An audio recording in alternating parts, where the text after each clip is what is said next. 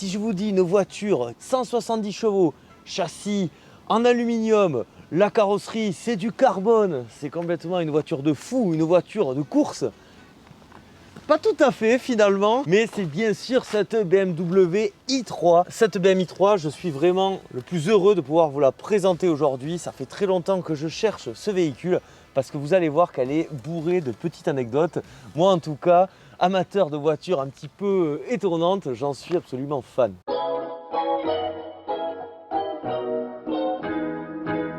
Au début des années 2010, il se murmure de plus en plus que l'avenir de l'automobile va passer par l'électrique.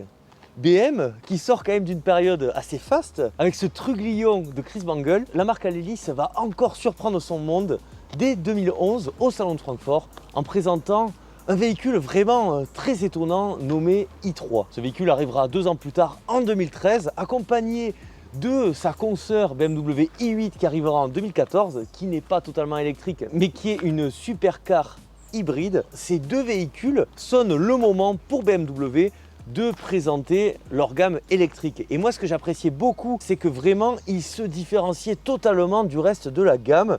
Je pense bien sûr à la BMW i8 qui est fantastique. Si jamais vous en avez une, voilà, je le dis ici, cette voiture, j'en suis fan absolu. Ça serait un rêve de pouvoir l'essayer. Mais la BMW i3, c'est aussi une proposition que je trouve hyper pertinente. Moi, ce que j'aime bien, c'est que c'est vraiment une auto qu'on n'a pas l'habitude de voir chez BMW. Son design est absolument mini-spacisant.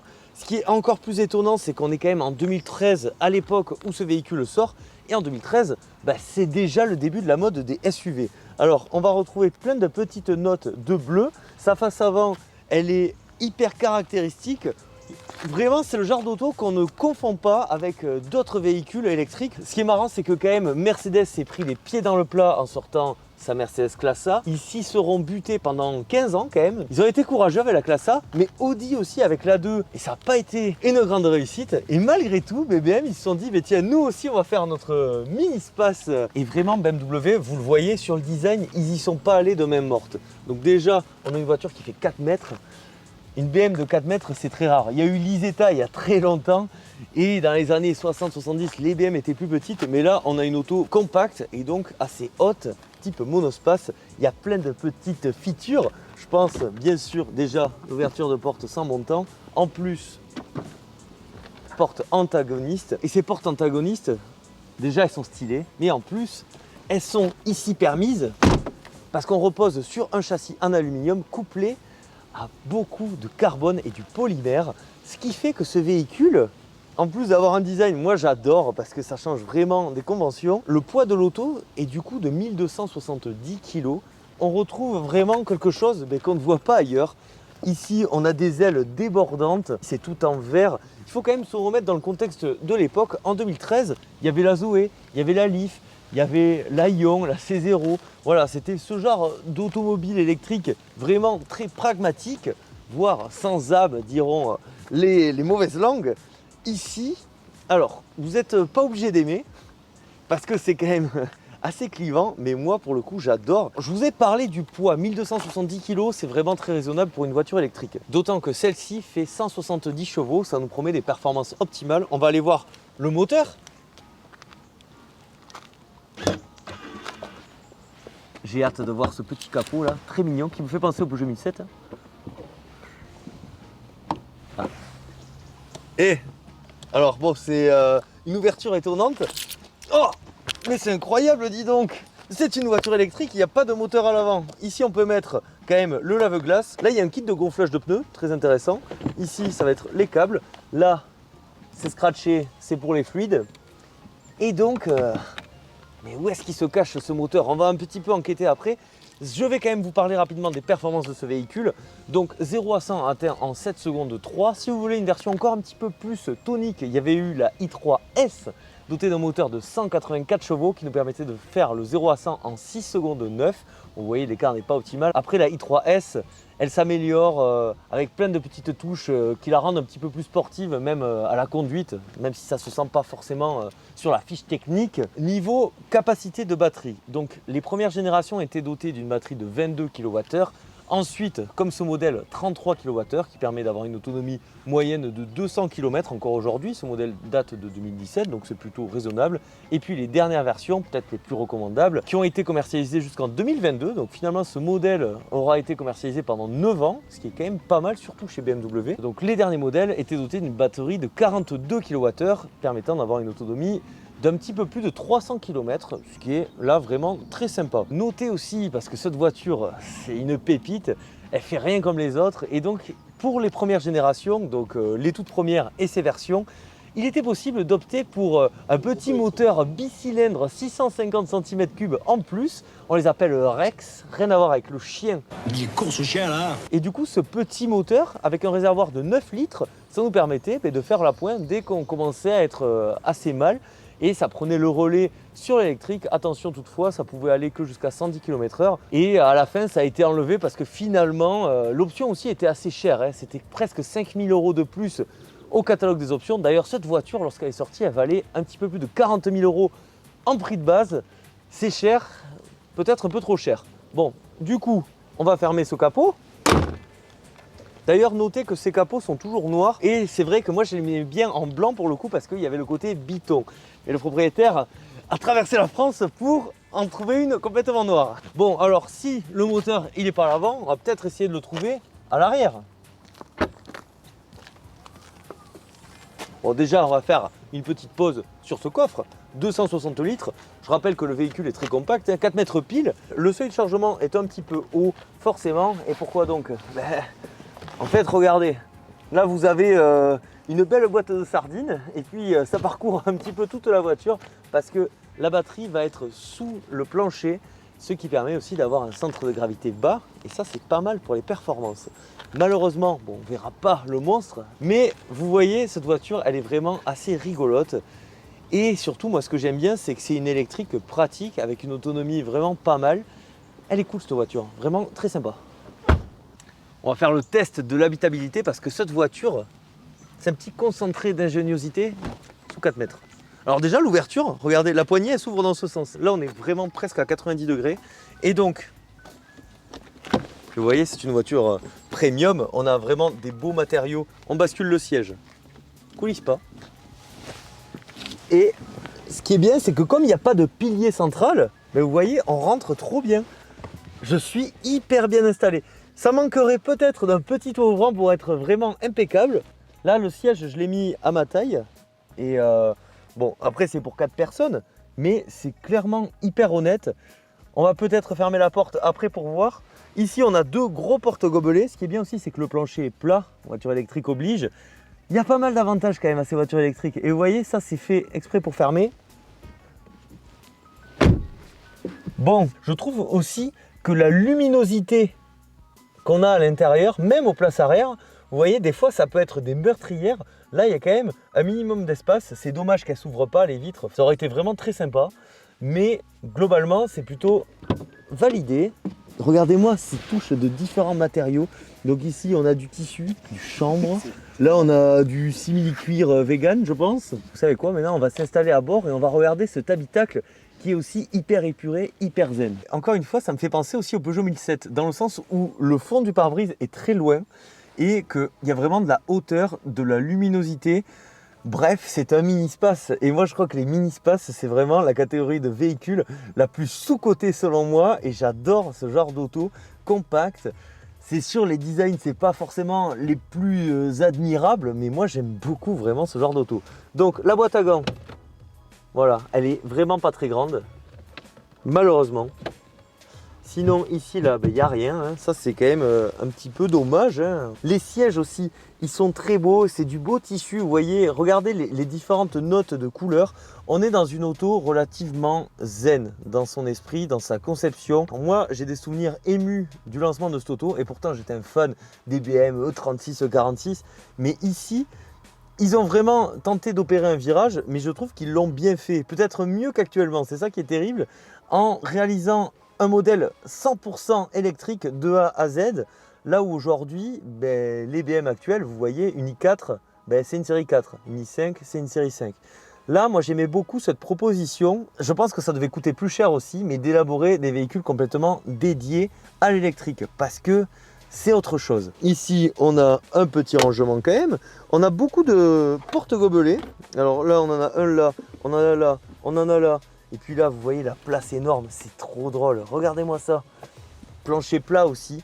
Et c'est vrai que tout est aéré. Moi, ce que j'aime bien aussi, c'est que c'est vraiment très minimaliste, surtout pour une BMW, on n'avait pas forcément l'habitude. Donc ici, on va avoir tout ce qui va être la radio, la climatisation, l'aération. Tout va être ensuite regroupé sur ce grand écran. Ensuite, on a un mini écran ici. Là, on dirait presque un hommage à Citroën.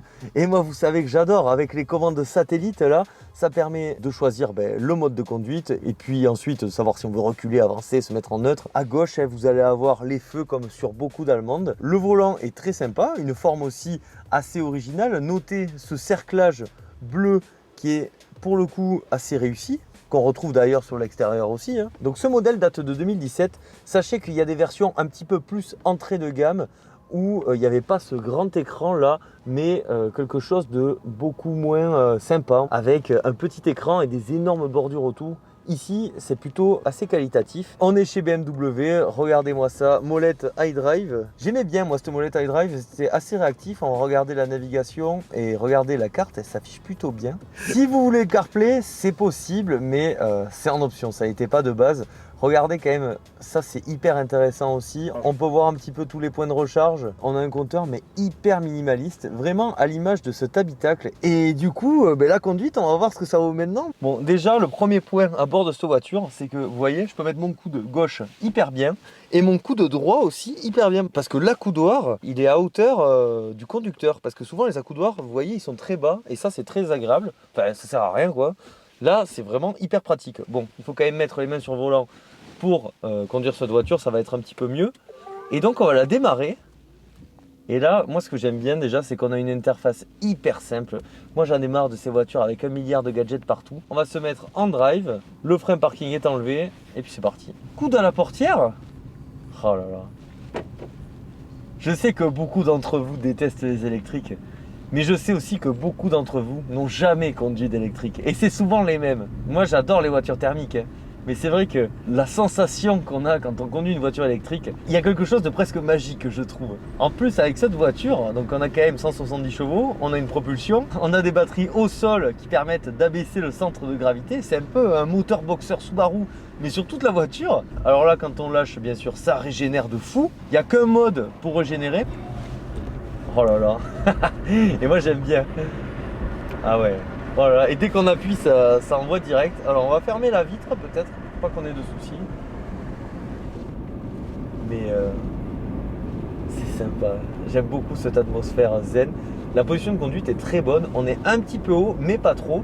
Et puis tu sens quand même le petit châssis BMW malgré tout. Par contre, c'est vrai que c'est perturbant. Dès que je lâche l'accélérateur, vraiment ça freine quoi. Là, la voiture devant, là je le vois, il est en train de faire autre chose, ce couillon de la lune. Hop. Et ça m'a l'air d'être un peu ferme, mais c'est une allemande, c'est normal. Bon, les atmophiles, on va voir un petit peu ce que ça vaut quand même. Ah oui. Putain, oh là là, non, mais... oh là là là. Bah, elle est ferme, mais... Putain, ah ouais, ça en prend quand même. En fait, c'est hyper drôle parce que la voiture, tu la vois comme ça. Quelqu'un qui n'est pas du tout passionné automobile, il rigole quoi. Et c'est vrai que son propriétaire me racontait qu'il avait réussi à semer des ranges au départ arrêtés sur des feux, mais ça ne m'étonne pas. Donc attention, vous êtes prêts? Mais moi j'ai peur un peu. Allez, 3, 2, 1.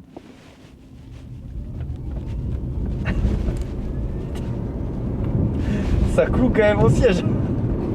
Voilà, allez. Bon, le 7 secondes 3, il est validé. Ah, c'est marrant quand même.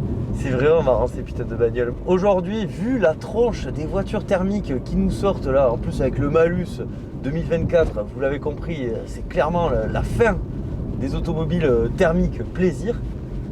Et malgré tout, forcément, c'est vraiment une page qui se tourne, c'est triste. Il y a un côté tellement rigolo avec ces voitures électriques. Ça, c'est pas non plus la voiture électrique ultime. Elle fait 170 chevaux, c'est une petite citadine. mettez ça sur un Peugeot 1007, mais moi je serais mort de rire. Hein. Je vous dis, ça fume une 36. À part des M3, mais vous voyez, une 36, 6 cylindres, machin, 320, 325, et ça la fume. Hein. Donc, ouais, écoutez, c'est validé, c'est très agréable, vraiment. Et je trouve qu'elle est ferme, comme une allemande, mais ça reste pas une mini quand même, parce que la mini, par exemple, c'est beaucoup trop ferme. Mais là-dessus, bon, c'est quand même, ouais, c'est un peu ferme. Et là, on le voit quand même sur les dodanes, attention. Mais bon, j'aime bien, vraiment le châssis est agréable à mener en plus. Du coup, est-ce que je vous conseille d'acheter une BMW i3 ? Franchement, j'ai adoré cette voiture. Après, il faut quand même se dire que cette auto valait très cher lorsqu'elle est sortie. Donc là, maintenant, ça sera forcément un achat d'occasion. En gros, si vous prenez les dernières versions dotées de la meilleure autonomie, ça sera entre 25 et 30 000 euros. Et pour un modèle comme celui-ci, c'est entre 20 et 25. Vous pouvez potentiellement trouver des modèles à 18, 20. Donc ce qui est très bien avec les voitures électriques, c'est que pas beaucoup d'entretien. En plus, cette voiture, c'est vraiment une proposition unique. Après, elle a quand même quelques défauts. Je pense par exemple à sa carrosserie qui est juste une performance sur le papier. Par contre, si vous avez un accident ou quoi que ce soit, ça risque d'être compliqué. Et puis surtout, malgré tout, je pense à la C3 qui va sortir mi-2024 et qui, bonus déduit, coûtera quand même pas mal moins cher en étant plus pratique, beaucoup plus moche selon moi. Esthétiquement, c'est pas très beau. Après, c'est un achat peut-être plus pragmatique. Ici, c'est un achat si vous voulez vous faire plaisir parce que les performances, elles sont vraiment très sympas en plus et vous avez une auto beaucoup plus exclusive. Voilà, ça sera à vous de voir.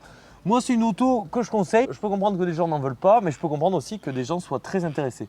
Et il y a une espèce de crapaud autour de nous, là, c'est très bizarre. J'adore le duo des premières BMW i, je pense à la i3 et la i8, parce qu'elles ont vraiment osé sortir des sentiers battus. Ça me peine quand je vois la gamme BMW d'aujourd'hui, même si je trouve que ça va mieux qu'à une certaine époque, mais c'est dommage de faire des doublons entre thermique et électrique. Ici, on avait une auto véritablement développée dans le but d'être l'électrique urbaine ultime. Je trouve qu'elle répond plutôt bien à cette mission. J'aimais beaucoup sur le papier, j'avais peur d'être un petit peu déçu. Et finalement, elle est super parce qu'elle est compacte. Il y a presque de la Twingo là-dedans dans le sens très habitable, ou du 1007 d'ailleurs, où c'est un petit peu la même idée. C'est très agréable à conduire pour le coup, contrairement à un 1007 ou même une Twingo où c'est juste moyen quoi. Vraiment, cette auto, elle a une âme et je pense que d'ici même quelques années, on en parlera avec un regard différent parce que là, elle vient à peine de terminer sa carrière. Mais je vous assure que dans 10, 15, 20 ans, on dira mais la BMW i3 c'était un truc de fou avec ses portes antagonistes, son châssis en aluminium, sa carrosserie en carbone, mais c'est un truc de malade, mais oui forcément.